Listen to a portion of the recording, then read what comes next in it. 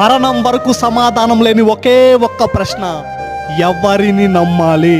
రంగులు మార్చే లోకంలో మనిషి ముందు ఒక మాట, మనిషిని దాటాక ఇంకొక మాట, అవసరం ఉంటే ఒకలా, అవసరం తీరాక ఇంకొకలా. ఈ మనుషులు చేసే నాటకాలు చూస్తే ఆ దేవుడు సైతం ఆశ్చర్యపోవాల్సిందే.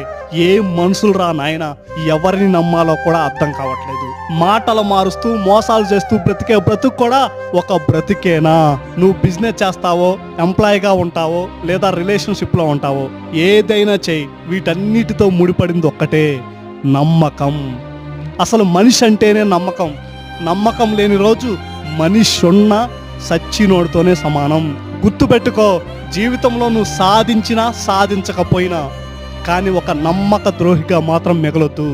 జీవితాంతం నిలుపుకోవాల్సింది ఏదైనా ఉంది అంటే అది నమ్మకం మాత్రమే. ఎందుకంటే మనిషి అంటేనే నమ్మకం.